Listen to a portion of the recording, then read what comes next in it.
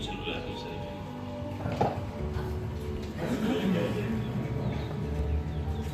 Padre bendito, en este ánimo, Señor, que venimos de adorarte, te ruego, Señor, que tú utilices el mensaje que me has dado, Señor, para entregarlo a mis hermanos, a mis hermanas, y que sea tu Espíritu el que hable, Señor, el que diga lo que tiene que decir a cada uno de ellos, porque tú conoces los corazones de cada uno, Padre.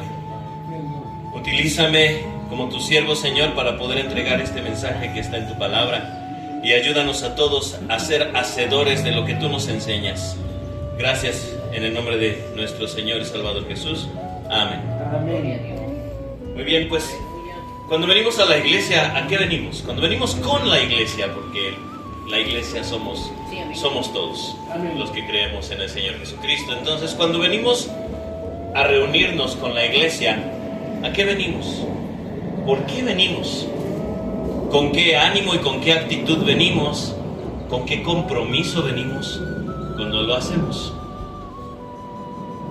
Estaba pensando que nosotros tenemos un gran privilegio, porque miren, estamos aquí en La Palapa, al aire libre, los carros pasan, la gente pasa, podemos hablar con micrófonos y todos nos escuchan. Y la gente que pasa, a lo mejor a algunos no les agrada, les es hasta molesto y chocante, pero no dicen nada. Yo he llegado a ver personas que van pasando, nos ven y hacen ademanes de burla. ¿Alguien los ha visto? Sí. Pero también he llegado a ver quienes pasan y como que paran oreja, ¿no? ¿Qué está pasando ahí? Hay de todo. Pero nadie viene aquí a agredirnos o a callarnos. Gracias a Dios. Porque Tenemos un gran privilegio. Podemos adorar y podemos hablar del Señor. Pero fíjese que, bueno, más bien no fíjese, quiero que se imaginen qué pasaría si de pronto llegara una patrulla del municipio y tomara a uno de nosotros, lo arrestara y lo matara. ¿Seguirían congregándose? Imagínenlo, llega la patrulla, me llevan a mí y ahí en las canchas me matan por el simple hecho de hablar de Cristo. ¿Qué impacto tendría en los demás? Y luego el pastor dice, vamos a seguir reuniéndonos. ¿Vendrían el próximo domingo? Sabiendo que probablemente vuelva a suceder. ¿Cuántos vendrían? Porque la iglesia en el primer siglo le pasó eso. Había un hermano dentro de la iglesia del primer siglo que se llamaba Esteban, que fue, si ustedes lo leen en Hechos 6, él fue elegido para ser uno de los diáconos, y él fue la primera persona que sufrió un asesinato, lo apedrearon por hablar del Señor Jesús. Ya habían arrestado antes a los apóstoles Pedro y Juan, pero los dejaron libres. Pero fue a Esteban al que arrestaron y apedrearon. Y lo pueden leer ahí en Hechos 6. Y a raíz de eso, los judíos pidieron permiso a Roma y recursos, porque era lo que reinaba ahí en Jerusalén, el imperio romano, para perseguir a los cristianos, a los que seguían al Señor Jesucristo, y matarlos. Y los sacaban de sus casas. Y está escrito en documentos históricos extrabíblicos, por ahí hay un autor que se llama Flavio Josefo, que escribió acerca de eso, que los sacaban de sus casas, los arrastraban y los hacían blasfemar en contra del nombre del Señor Jesús. O los mataban, o a sus familias, o a sus hijos. Y uno de los que perseguía y mataba era el que nosotros conocemos como Pablo, el apóstol Pablo. Pero él era Saulo antes de autonombrarse Pablo. Y Saulo, siendo fariseo, y él pensando que estaba sirviendo al Señor, mataba a los que él creía que estaban en contra de Dios. Y no conformes con eso, lo pueden leer allá en Hechos 7. No conformes con eso, el rey que quería congraciarse con judíos, porque él no era judío, Herodes, y que quería tener de amistad al pueblo, al gobierno romano, pues empezó una persecución a todos los que eran cristianos, para tener el favor político de los judíos y de los romanos.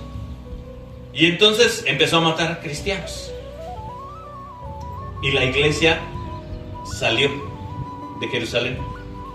Empezaron a mudarse, a escapar. Y se fueron para otras ciudades, lejos de la persecución.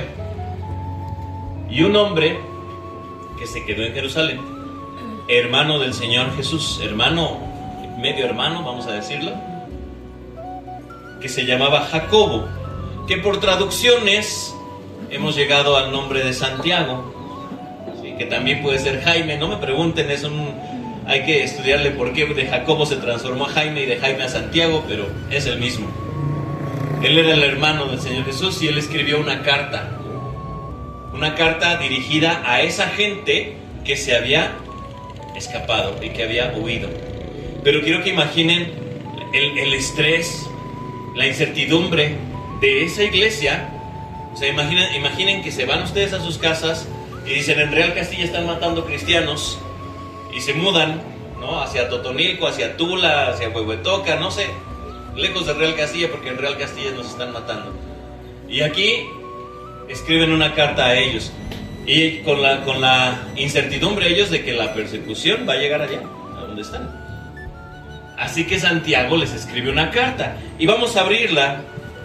Está la carta de Santiago, capítulo 1, versículos del 1 al 7. Vamos a meditar en esto. ¿Y qué les parece si nos ponemos de pie para hacer la lectura? Santiago 1, versículos del 1 al 7. Santiago está después de Hebreos, para que quien lo tenga. Sí, díganme amén cuando estén ahí, o pónganse de pie listos para hacer la lectura al unísono, todos juntos. 1, a partir del versículo 1 hasta el 7. Santiago 1 al 7. Y vamos a leerlo a las 3. 1, 2, 3. Santiago, siervo de Dios y del Señor Jesucristo, a las 12 tribus que están en la dispersión, salud. Hermanos míos, tened por sumo gozo cuando os halléis en diversas pruebas, sabiendo que la prueba de vuestra fe produce paciencia.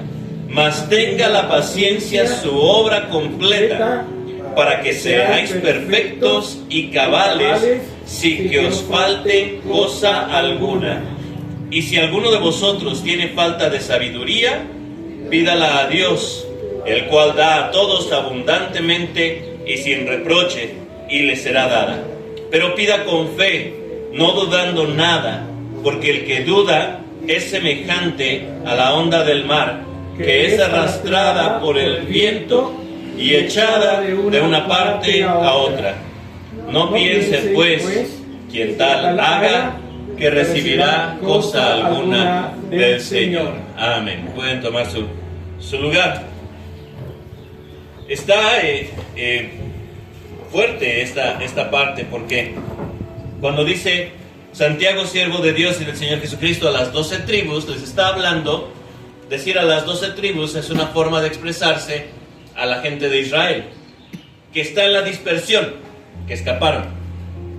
Y les desea algo: salud. Donde sea que ustedes estén, salud, estén bien, ¿no? Espero que estén bien, es un saludo normal.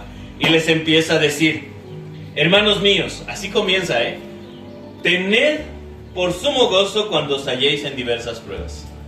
Ayer cuando estaba redactando y organizando el mensaje, mi esposa leyó esa parte que estaba yo poniendo y me dice: díselo a alguien enfermo. Díselo a alguien que está en el hospital en cama. Pero es que este hombre Santiago se lo estaba diciendo a gente que estaba a punto, o que creía, y realmente sucedía, que iba a morir en cualquier momento, que lo iban a matar, o no a ellos, a sus hijos, o a sus esposos o esposas, por simplemente decir creo en Cristo.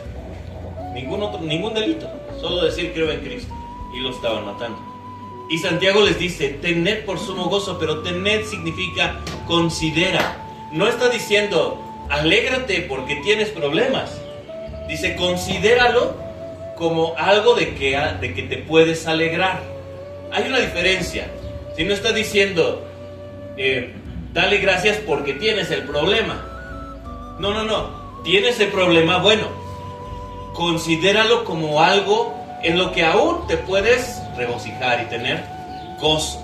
Tener por sumo gozo. E incluso no dice, alégrate poquito. Tened por sumo gozo cuando os halléis en diversas pruebas. Y fíjense cómo es sabio el Señor, porque ellos estaban en la prueba de que no sabían si iban a ser asesinados o no.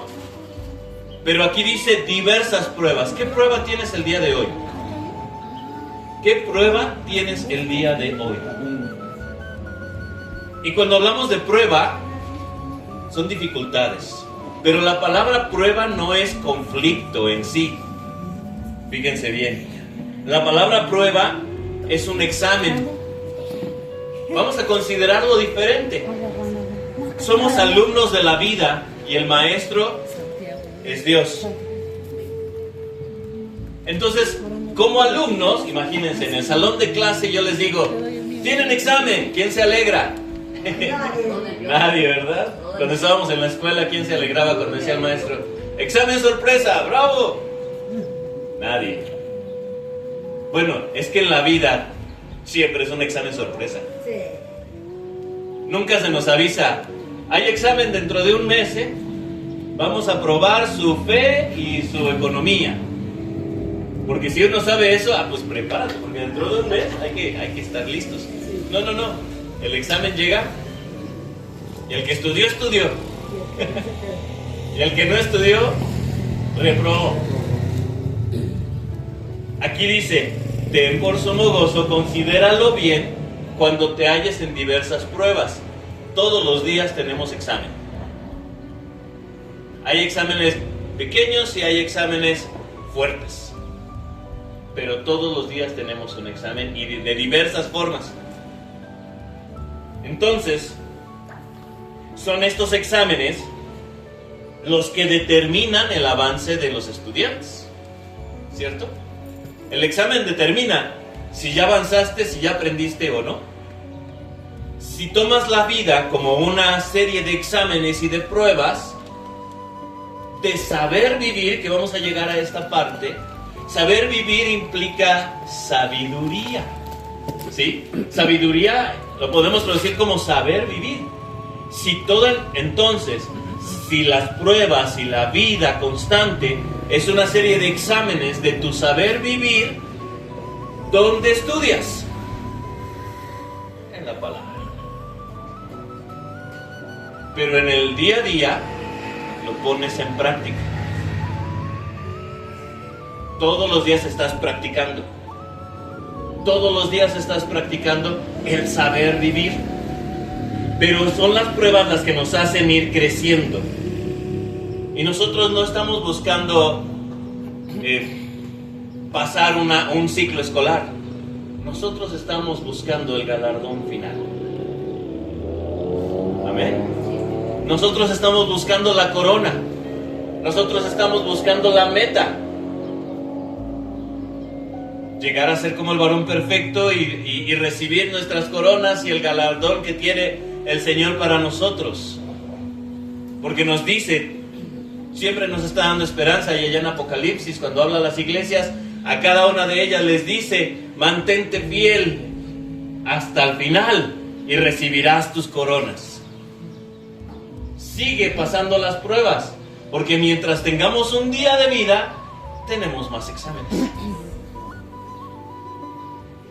Algunos más avanzados, otros apenas coloreando palitos y bolitas. Pero todos tenemos examen, hasta el último día. Así que hay que pasarlos. Y fíjense lo que nos dice aquí. Dice, tened por sumo gozo cuando os halléis en diversas pruebas. ¿Pero por qué? Dice, porque debes saber, sabiendo que la prueba de vuestra fe produce paciencia. ¿Qué es lo que se está examinando? Tu fe. Lo que se examina es la fe. ¿Y qué es la fe? Alguien que pueda abrir Hebreos 11:1 y que pueda leerlo fuerte y claro. Esto es la fe. Así es. Dígalo, hermano, si se lo sabe de memoria, adelante. Dice la palabra, es pues la fe, la certeza de lo que se espera, la convicción de lo que no se ve. Es pues la fe, la certeza de lo que se espera, la convicción de lo que no se ve. Y ahí en Hebreos 11 nos da toda una lista, lo que le llaman los héroes de la fe, nos da ejemplos de fe. Por la fe Noé hizo esto, por la fe Abraham hizo esto, por la fe Abel hizo esto, por la fe, etcétera, etcétera. Ejemplos. Pero esa fe es la que es puesta a prueba todos los días. ¿Qué tanta certeza tienes de las cosas que esperas? ¿Qué tan seguro estás de que vas a recibir las promesas de Dios? Y es eso lo que se va midiendo. Porque cuando creemos en el Señor, nuestro primer amor, todo viene y estamos tan enamorados del Señor que empezamos a leer su palabra y empezamos a predicar y empezamos a congregarnos y empezamos a ver las cosas que hace el Señor, porque el Señor nos va afirmando y confirmando que Él es el Señor y nuestro Dios, y vamos viendo esas pruebas. Pero conforme va pasando el tiempo y va pasando el tiempo, vienen las dificultades, y ahí es donde se nos prueba. ¿Realmente tienes la certeza de lo que no puedes ver, la convicción de las cosas que sabes que el Señor te está prometiendo, que están escritas, pero tienes la convicción de que va a suceder? ¿O no? ¿Qué tanto? Porque a lo mejor lo sabes y dices, el Señor tiene una promesa para mí, pero viene la prueba. Y cuando tú decías, ya, el día de hoy voy a salir de este bache, pues pasa otra situación, X o Y, y no saliste. Y tú dices, pero es que ya pasaron 2 meses, 3 meses, 4, 5, 6, y no sucede. Y entonces tu convicción y tu certeza como que van, ay. Saben que puede caer el ánimo, pero no la certeza y la convicción. Tu ánimo puede caer porque somos seres humanos y a lo mejor estás muy feliz, pero de pronto tu ánimo baja. Pero aún en el ánimo bajo, tengo la certeza, el Señor está trabajando. Amén. Y dice, esa prueba produce paciencia. ¿Y qué es la paciencia? La paciencia no es no hacer nada. Que muchas veces, ay, mira, esta persona es tan paciente porque no hace nada. No. El paciente no es flojo. El paciente es resistente. Paciencia es resistir. Resistir en el camino. Resistir sosteniendo. Y lo hacemos en conjunto. Para eso somos iglesia. Si veía un video que me compartió pastor hace unos días de un hombre que le dan una espada y la levanta. ¿Se acuerdan? Y él sostiene la espada y la persona que le dio la espada le dice, sosténla así, ahí queda. La espada grande. Y ahí está sosteniendo la espada. Y la persona empieza a hablar y empieza a decir, no, estamos listos y tenemos el ánimo y vamos a la batalla y recibimos la espada y vamos, ¿no? Después de 1 o 2 minutos, ¿cómo se siente la espada? Ya más pesada. ¿Por qué? Porque no es lo mismo levantarla y quedarte así. Ahora, mantente ahí 5 minutos y la mano empieza a bajar. Y a lo mejor el ánimo dice, ay, quiero levantarla, pero ya no puedes. ¿Y qué sucede? Llegan los demás y la levantan entre todos. Así es. Paciente es el que resiste. Cuando lo hacemos todos juntos, resistimos mucho más. Mucho más, nos hacemos fuertes unos a otros. Dice entonces en Santiago, dice, tienes que considerar como gozo cuando te halles en diversas pruebas, o sea, todos los días. Porque debes saber que esa prueba produce en ti resistencia, fortaleza, te hace fuerte. Porque la próxima vez que venga otra prueba más difícil, tú ya estás fuerte. Ya estás listo. y te va haciendo cada vez más fuerte. Y dice, mas tenga la paciencia su obra completa para que seáis perfectos y cabales, sin que os falte cosa alguna. ¿Cuántos han ido al gimnasio? A levantar pesas. ¿No han ido? ¿Al gimnasio? Sí. Ok. Cuando les pone el ejercicio, tantas repeticiones y series, etcétera, ¿qué nos dicen los coach? Hasta el fallo. ¿Han escuchado esa expresión? Haz las repeticiones, haz tantas al fallo. ¿Qué es al fallo? Cuando ya no puedes. O sea, vas 1, 2, 3 repeticiones y todo bien, ¿no? Y luego te dice, hazlo lento. Que no es lo mismo hacerle así que hacerlo lento. Vas resistiendo, vas resistiendo, vas resistiendo. Llegas al número 10 y ya sientes que el brazo te quema, ya no puedes, se te cae la mano, pero dicen, tú sigue, tú sigue, tú sigue. Ese es el fallo. Cuando ya no hay fuerza en el músculo. ¿Por qué? ¿Qué es lo que sucede? Biológicamente, anatómicamente en los músculos, dice que se hipertrofian. ¿Habían escuchado eso? Pero eso es lo que se busca. Que el músculo se deforme, se zafa, pero se expande. Entonces cuando uno hace ejercicio, el primer día queda... o cuando toca hacer músculos de pierna y uno va, todas las piernitas le tiemblan al subir escaleras. ¿Alguno ha sentido eso? Ya se siente bien feo, ¿no? ¿Por qué? ¿Qué es lo que sucedió? Que de tanto esfuerzo y tanto ejercicio, el músculo se está desprendiendo, se está expandiendo y se está deformando, pero no mal, es saludable. Se está formando, se está haciendo fuerte, se está haciendo más resistente y los músculos empiezan a expandirse y a afianzarse unos de otros y a hacerse mucho más resistentes. Cuando nos dice esta parte de la palabra, dice que tenga la paciencia su obra completa para que seáis perfectos y cabales. Yo lo relaciono con esa parte de al fallo. Resiste, resiste, resiste, resiste. Y la repetición es lenta. Y va a doler. Sí va a doler. Y a lo mejor después vas a empezar a sentir tus piernas que te tiemblan y ya no puedes. Que duele. Bienvenidos, adelante. Pero eso es lo que se busca. ¿Por qué? Porque después de la constancia, salud, después de la constancia, de la perseverancia, de seguir y seguir y seguir, se vuelve más fuerte. El atleta hasta se ve más musculoso, más guapo, más mejor, ¿no? Hasta como que llama la atención, ¿cierto? Imagínense el cristiano que ha resistido y resistido y resistido y es perseverante. Llega el momento en que se ve así, en que uno dice, yo quiero estar como ese hermano, ¿ve? Tiene pruebas y pruebas, pero él sigue. Siempre tiene una sonrisa. Siempre está fuerte. Y al contrario, en vez de pedir ayuda, él da. ¿Cómo le hace? Pues por simple, ha resistido. Detrás de una persona que ves con esa fortaleza, con esa sonrisa, a pesar de los problemas, hay una persona que ha resistido prueba y prueba y prueba y ha seguido y se ha permanecido fiel. Hay una persona que tiene testimonios y testimonios y testimonios de situaciones difíciles, complejas y ha permanecido. Y eso es lo que nos dice aquí.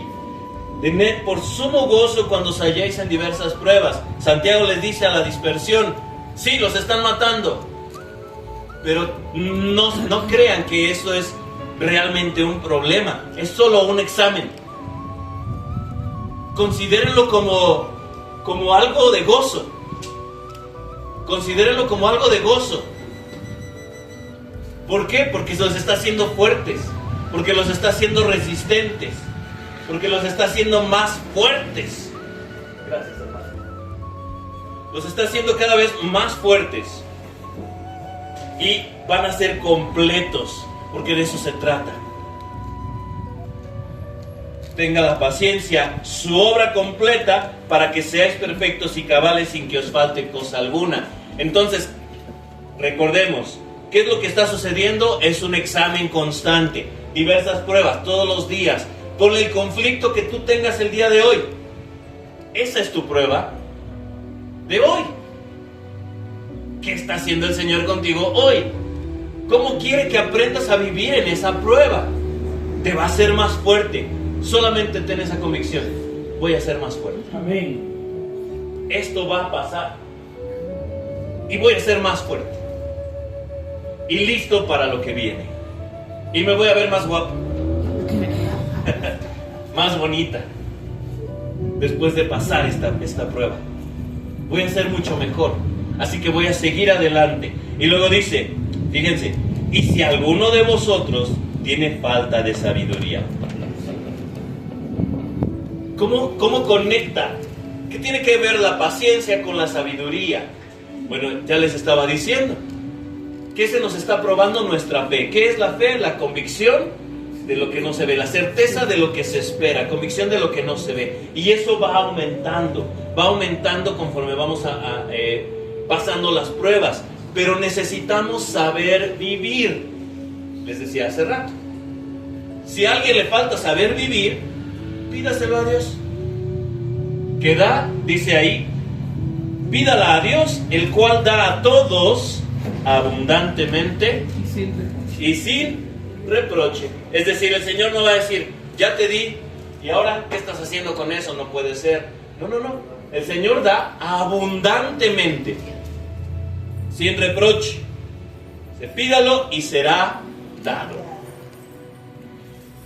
La sabiduría entonces está al alcance de todo creyente. La sabiduría está al alcance de todo creyente. Ahora, si alguien dice, tiene falta de sabiduría, es decir, de saber vivir, tenemos dudas. Vamos a hablar un poquito de la duda. La duda, dicen, es mala. ¿Por qué? Pues porque la duda revela esa falta de sabiduría. La duda revela falta de fe. Hay dudas que nos llevan a conocer más de Dios. Vamos a ponerlo aquí. Porque yo puedo leer el texto y leer aquí, y como dije, que tiene que ver la sabiduría con la fe. Una duda. Pero esa duda me va a hacer buscar más e indagar. ¿Qué no puedo dudar o cuál es la duda mala? La que me dice, no, Dios no está haciendo nada en mi vida. No, yo ya mejor no voy a la iglesia, ¿para qué? De todas formas me va mal.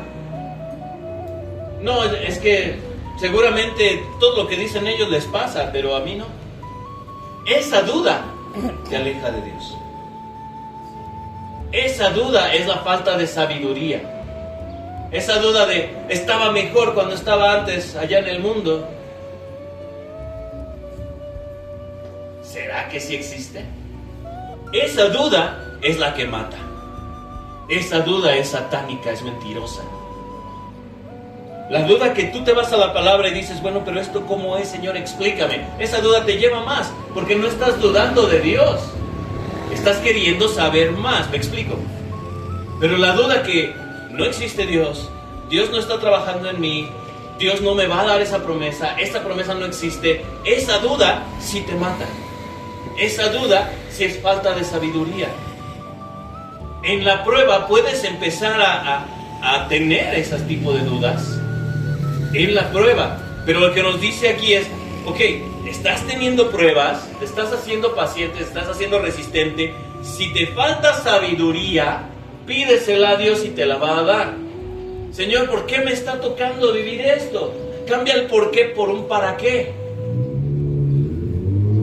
¿Por qué? Pues ¿por qué no?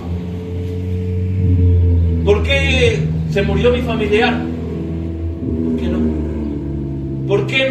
¿Por qué no tengo más dinero? ¿Y por qué necesitas más? Mejor es, ¿para qué? ¿Qué estás trabajando en mí? ¿En qué me tengo que hacer más fuerte para ser más paciente, para ser más resistente en mi vida espiritual? ¿Para qué? Dime, Señor, ¿para qué? Pida la sabiduría. El rey Salomón, me encanta ese pasaje que está ahí en Primero de Reyes. A ver si se los puse aquí. Sí, Primero de Reyes 3:9. Primera de Reyes 3:9, gracias hermano. Yo no lo veo. Sí, Primera de Reyes 3:9 al 13. Donde nos habla, lo pueden ir leyendo mientras lo voy desarrollando, nos habla de que Salomón, ¿sí?, podía pedirle lo que quisiera a Dios. Lo que quisiera. Pónganse en ese lugar. Dios te dice, pídeme lo que quieras y te lo voy a dar. Y Salomón lo único que le dijo es, dame sabiduría.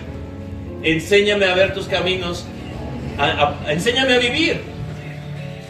Dame sabiduría. Y dice que Dios le agradó tanto que le pidiera eso. Dijo, pudiste haberme pedido riquezas, pudiste haberme pedido poder, pudiste haberme pedido 1000 cosas, pero me pediste sabiduría. Por eso vas a ser el hombre más sabio de toda la historia. Y también te voy a dar riquezas y también te voy a dar todo lo demás. Porque la petición de Salomón a Dios fue humilde, fue sencilla, no buscó lo suyo, porque él estaba en la posición de voy a ser rey, ¿qué necesito? Pensó en los demás, en su pueblo. Así que ¿qué necesito? Pues sabiduría. Lo que tengo que saber es saber vivir, porque si sé vivir, entonces todo lo demás va a venir. Todo. Y Dios se lo concedió. Y todavía le dio mucho más. Así que vamos a traerlo a nosotros, a nuestra vida actual, hoy. ¿Qué prueba tienes? ¿Qué necesitas? ¿Qué necesitas pedirle a Dios? Sabiduría. Y si tu prueba es de salud, la salud va a venir. Y si tu prueba es económica, la economía va a venir. Y si tu prueba es de conflictos personales, se va a solucionar. Porque vas a tener sabiduría. Pero resiste. Porque no es por arte de magia. Es constante. Es constante. Es perseverante. Es con esfuerzo. La paciencia es de esfuerzo, es de resistencia. Nadie se vuelve fuerte si no tiene un proceso que transitar. Hay quienes se toman pastillas para... Lo único que hacen es inflar músculos. Y al rato que no tienen la fortaleza, hasta problemas de salud tienen después. No. A Dios le gusta que transitemos el proceso. Que vayamos por ese proceso. Y que lo vivamos. Y que lo suframos en el sentido de lo resistamos. Y con gozo. Tened por sumo gozo. La prueba que tienes va a pasar. Te está haciendo fuerte. Pídele a Dios sabiduría. ¿En qué me está haciendo fuerte? ¿Para qué? ¿Qué debo cambiar? ¿Cómo va a hacer esto? Y voy a hacer mucho mejor. La sabiduría no significa inteligencia y no significa tampoco saber todo. La sabiduría es práctica, es saber vivir. Y el libro de Proverbios, vamos para allá. El libro de Proverbios nos dice cómo. Quiero que se lo lleven el día de hoy. ¿Sí? Estos puntos. La prueba que estoy viviendo el día de hoy me va a hacer más fuerte. Llévenselo en su mente. La prueba que estoy viviendo el día de hoy, si la resisto me voy a hacer más fuerte. Señor, dame sabiduría para entender en qué me estoy volviendo más fuerte. Cómo enfrentar esta prueba. Cómo salir adelante. Y ahora, Proverbios 2, del 1 al 5, me dice cómo. Y me da 8 pasos a seguir. Porque es práctico, es de vida. ¿Qué tengo que hacer? Vamos a leerlo. Proverbios 2, del 1 al 5, dice: Hijo mío, si recibieres mis palabras, si lo tiene, únase a mi lectura, y mis mandamientos guardares dentro de ti, haciendo estar atento tu oído a la sabiduría, si inclinares tu corazón a la prudencia, si clamares a la inteligencia y a la prudencia dieres tu voz, si como a la plata la buscares y la escudriñares como a tesoros, entonces entenderás el temor de Jehová y hallarás el conocimiento. Ok, aquí nos dice cómo adquirir sabiduría, cosas prácticas que hacer para aprender a vivir. problema va a decir, el problema es hacerlo, ¿verdad? El problema no es que esté, el problema es ponlo en práctica. ¿Cómo lo hacemos? Vamos a ver. Primero, en Proverbios 1:7 nos dice que el principio de la sabiduría, fíjense, no nos dice la sabiduría es, no. El principio, el fundamento para aprender a vivir es que tengas temor de Dios. ¿Qué significa tener temor de Dios? Que le tengas miedo. Bueno, vamos a hablar que para el pueblo de Israel, literal sí, quisiera tenerle miedo. ¿Pero por qué? Porque debes reconocer que Dios es creador de todo. Dios es dueño de la vida. Dios es dueño de la muerte. Y vamos a pensar un poquito en Job. ¿Conocen a Job? Levanten su mano, ¿quién ha leído el libro de Job? Si no lo han leído, y si ya lo leyeron, acuérdense lo que pasa al principio de Job. Está Dios, están los ángeles, y llega Satanás, y le dice Satanás a Dios, ¿ya viste a Job? Que dice ser muy bueno, que te adora y todo. Pues sí, claro, te adora porque le das todo. Déjame probarlo y vas a ver cómo blasfema de ti. ¿Qué le dice Dios? ¿Le da permiso o no? Sí, órale. Ahora imagínense que Satanás está delante de Dios y dice, ¿ya viste a Raimundo? ¿Ya viste a Betty? ¿Ya viste a Misael? ¿Ya viste a Oscar? ¿Ya viste a cada uno de nosotros? Que van todos los domingos y te adoran y levantan sus manos. Te adoran porque no les va mal. Sí es. Déjame probarlo. ¿Y qué creen que les va a decir Dios? Órale. Sí, Órale. sí, ve. Y fíjense a Job, y siendo honesto, cuando yo leo eso, me da miedo. Porque Dios le dijo a Job, toca todo lo que quieras de él, menos su vida. ¿Y qué le pasó? Murieron sus hijos. Perdió toda su fortuna. Perdió su salud. Menos a su esposa. Y la esposa después le andaba diciendo ahí, ya, reclama de tu Dios. Le quitó todo. ¿Acaso soy mejor que Job? Pero hay una diferencia entre Job y nosotros. Para Job no había llegado Jesús. Para nosotros, Jesús es nuestro intercesor. Para nosotros, dice Jesús, os hallaréis en diversas pruebas. Pero, ¿qué les dice Jesús? Tened fe, yo he vencido. Así que Él ya lo hizo por nosotros, amén. Por lo tanto, nosotros, ¿qué tenemos que hacer? Sí nos va a tocar la prueba, pero ahora todo está en Cristo. Pero ahora toda nuestra fe va por medio de nuestro Salvador. Pero ahora no estamos como Job. Job dijo, de oídas te conocía, cuando tiene la conversación con Dios. Pues nosotros ya conocemos porque estamos en el Señor. Ya no estamos bajo esa ley, ahora estamos bajo la gracia. Pero tener temor de Dios sigue siendo eso, es saber que Dios es el que está en control. Y que si Dios permite una prueba, la va a permitir. Y que si esa prueba me va a doler, va a estar ahí. Pero dice, el principio para que tú aprendas a vivir es que reconozcas eso. Que no seas necio. Que no seas insensato. Que no apartes tu oído a las palabras de la Biblia. Que obedezcas lo que te dice esta palabra. Ese es el principio. Que tengas esa conciencia de sí quiero hacerlo. Que tengas la conciencia de no lo puedo hacer solo porque si levanto mi espada me voy a cansar. Necesito de mis hermanos. Que tengas la conciencia también de que voy a hacerlo junto con ellos. Que tengas ese principio. Ahí empieza. Y después, ahora sí en Proverbios dice, hijo mío, mira, si recibes mi palabra, ¿qué es recibir mi palabra? Ustedes ahorita están recibiendo una palabra, la palabra de Dios. Pero recibir significa que la haces tuya. Sino nada más que la tomas y la desechas. No, ya me aburrí en el servicio de hoy y ya. No. Tomas la palabra y la haces tuya.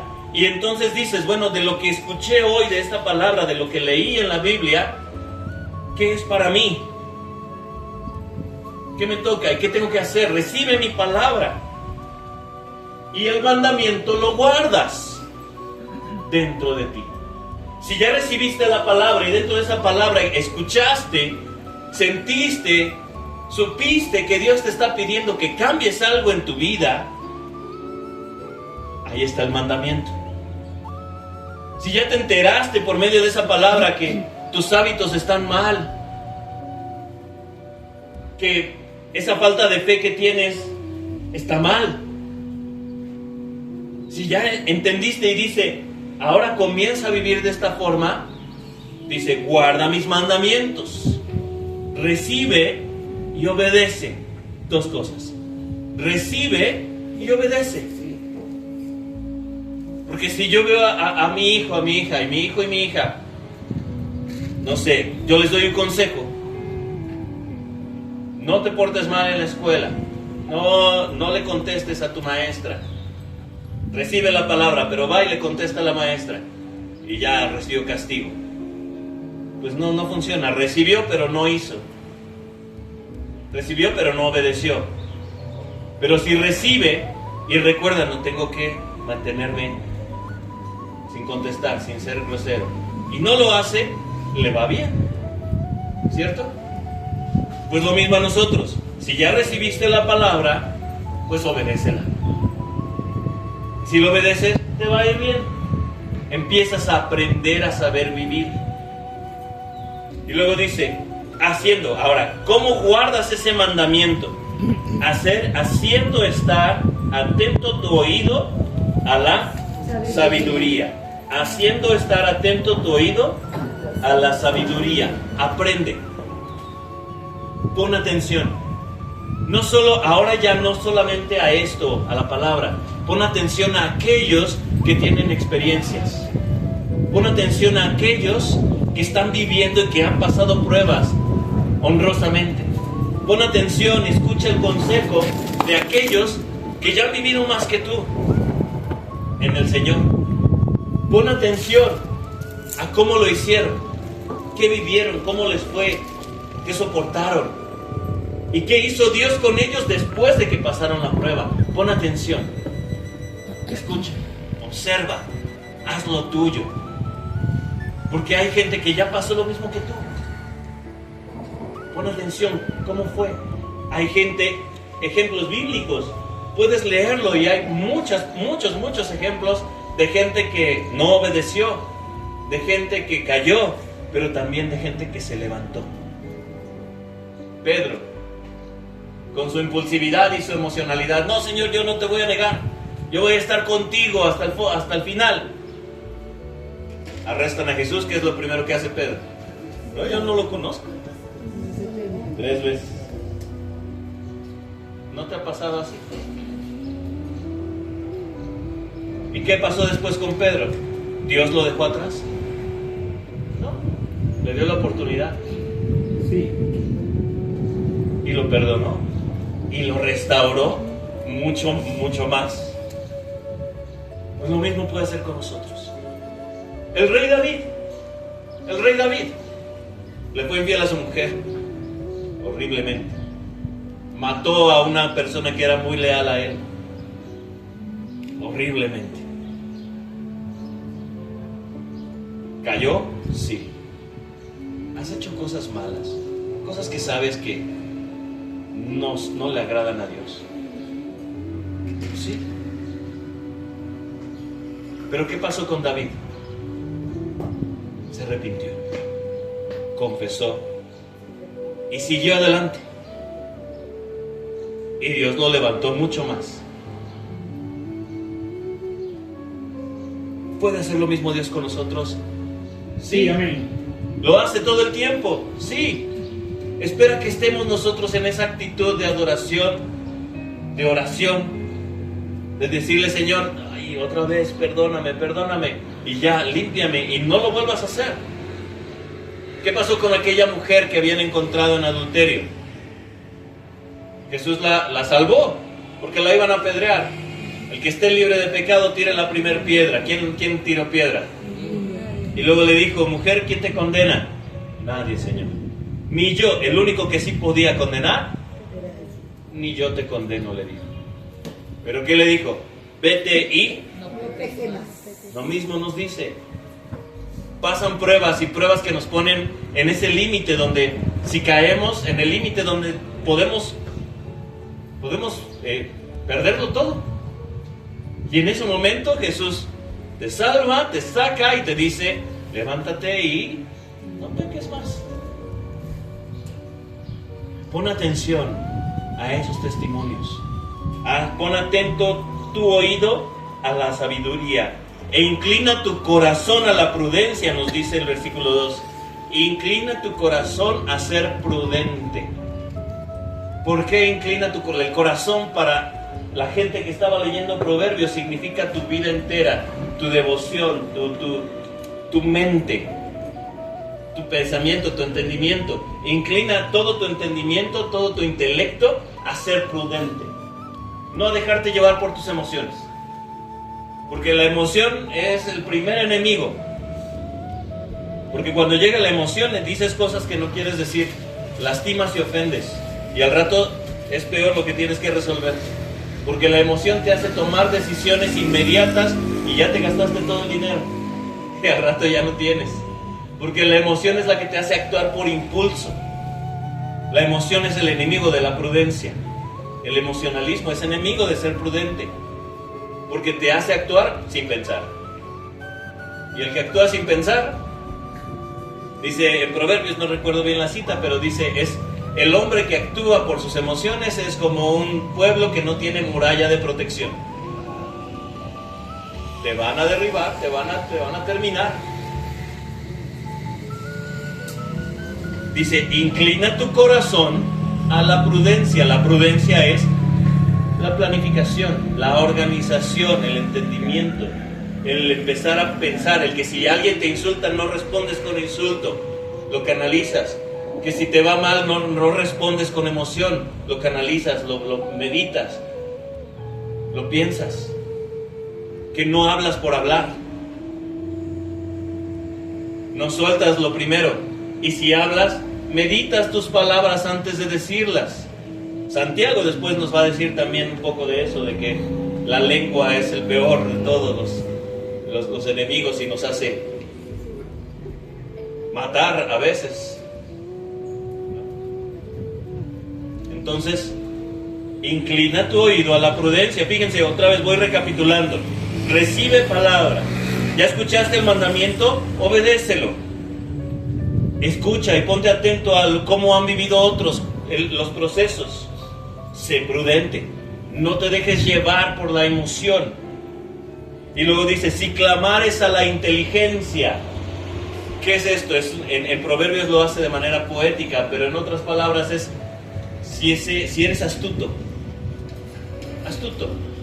Astuto no significa malicioso. Astuto es inteligente para actuar. ¿Sí? Si clamares a tu inteligencia, todos somos inteligentes. Todos. Pon tu inteligencia en práctica, eso es ser astuto.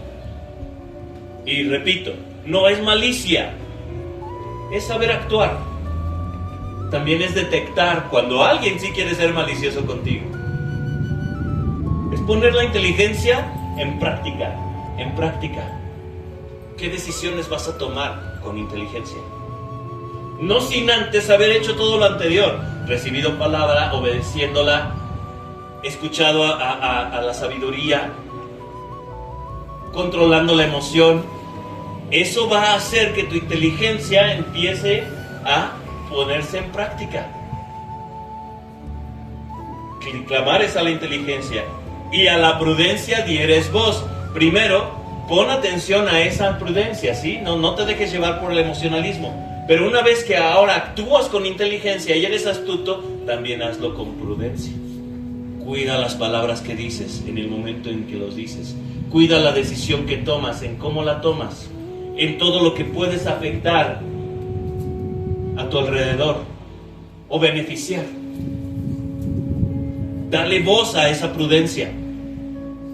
Ponla en práctica. Háblala. Compártela. ¿Sí? Y dice, y si como a la plata la buscares. ¿Quién busca dinero? Todos. ¿Quién trabaja por... qué bonito se siente trabajar? ¿Quién trabaja para recibir el dinero? Amén. ¿Quién busca la plata? Y aquí dice, si buscares la prudencia como a la plata, como al dinero, es mejor. Así, con ese afán, con esa ilusión de hoy voy a tener esto y voy a comprarme esto, y así busca la sabiduría. Si como a la plata la buscares y la escudriñares como a tesoros. El que busca un tesoro se mete, no le importa meter las manos en la tierra y rasca y hasta encontrar lo que está buscando. Escudriña. ¿Y dónde lo vas a escudriñar? En la escritura. Escudriña la palabra, métete, búscale, saca cosas, saca verdades, maravíllate de esas verdades y ponlas en práctica. Ponlas en práctica. Dice, si haces todo esto, entonces vas a entender el temor a Jehová. Entonces vas a entender. No, el principio es ese, el principio de la sabiduría es el temor a Jehová. Pero para entenderlo tienes que hacer todo esto. Si lo logras, entonces vas a entender el temor. Y ahí comienza la sabiduría. Y regresamos a Santiago. Si estás en prueba, considéralo como un examen. Y en vez de quejar, en vez de suplicar porque termine, mejor pregunta, ¿para qué, Señor? Dame sabiduría para entender. Gracias, porque en medio de este sufrimiento me estoy haciendo fuerte. En medio de este sufrimiento me estoy volviendo más paciente y completo y perfecto. ¿Para qué, Señor? Enséñame, dame sabiduría. Enséñame a recibir tu palabra y a obedecerla. Enséñame a poner atención y ver en todas las situaciones que me rodean cómo tú estás obrando, porque ahí hay sabiduría. Enséñame y pon en mi corazón el no dejarme guiar por la emoción, sino ser inteligente, ser astuto, y ayúdame a compartir esa inteligencia y esa sabiduría, y pon en mi corazón ese ímpetu, ese deseo, esa pasión por saberla, por encontrarla, por escudriñarla de tu palabra, porque entonces voy a entender por qué vienen las pruebas. Sí. Y si lo logro entender, con gozo, dice en 1 Tesalonicenses, da gracias en todo. Con gozo doy gracias. No por la situación mala, sino en medio de esa situación. Porque me estoy haciendo más fuerte, porque me estoy haciendo más paciente, más perfecto. Y en esa fortaleza, con Cristo, vencemos todo. Todo. Dice ahí, no, si pides sabiduría, ten la seguridad de que te la va a dar. Pide con fe, no dudando nada, porque el que duda es semejante a la onda del mar, que es arrastrada por el viento y echada de una parte a otra. Señor, dame la sabiduría. Ahora ya sabemos cómo adquirir sabiduría, que nos lo enseñó Proverbios. Pues ahora no lo dudemos, porque en medio de la prueba, si le decimos, dame sabiduría, híjole, es que no lo voy a entender. No vas a recibir nada. Señor, dame sabiduría porque, es que cómo me choca estar viviendo esto. No vas a recibir nada. No. Hazlo sin doble ánimo. Dice ahí el versículo 8 de Santiago 1. El hombre de doble ánimo es inconstante en todos sus caminos. El de doble ánimo dice un día, sí voy a seguir adelante, y al otro día, no, ya no. El de doble ánimo dice, sí creo en Dios, y al otro día, es que esto está muy difícil. El de doble ánimo dice, sí voy un día al culto a servir junto con mis hermanos, y al otro día, no, mejor ya no. Es inconstante. Y duda constantemente, y entonces la prueba la va a reprobar. Y más se va a alargar esa prueba, ¿saben? Más se va a alargar. hacerlos. Y pasar prueba tras prueba, nos dice Pablo, es ir de gloria en gloria. Y de gloria en gloria es crecer espiritualmente, es madurar espiritualmente, madurar en el Señor Jesucristo. Así que el día de hoy llévate esto como conclusión. Dios nos da sabiduría si la pedimos con fe y la perseguimos con diligencia. Las dificultades son pruebas y no son para destruirnos, sino para fortalecernos. Llévatelo el día de hoy. Vamos a orar. Señor, Dios Todopoderoso, te damos gracias, Padre, por la palabra que has dado a nosotros. Gracias. Ayúdanos a ser constantes, Padre, ser perseverantes en medio de las pruebas, Señor, considerando que son para nuestro bien y nunca para destruirnos. Yo sé, Señor, que en medio de la prueba va a haber llanto, va a haber sufrimiento. Ayúdanos a llorar con los que lloran también, Señor. Ayudarnos unos a otros, pero que podamos tener en mente esta situación va a pasar y voy a ser más fuerte, y que tú tienes promesas para nosotros y tus promesas siempre son sí, y son para nuestro bien. Ayúdanos, Padre, en todo. Bendícenos a esta tu iglesia, Mundo de Fe Pedregal. Ayúdanos a ser sabios en nuestro actuar, a crecer y a traer a otros también, Señor. En el nombre de nuestro Señor y Salvador Jesús. Amén. Amén. Gloria a Dios. Amén.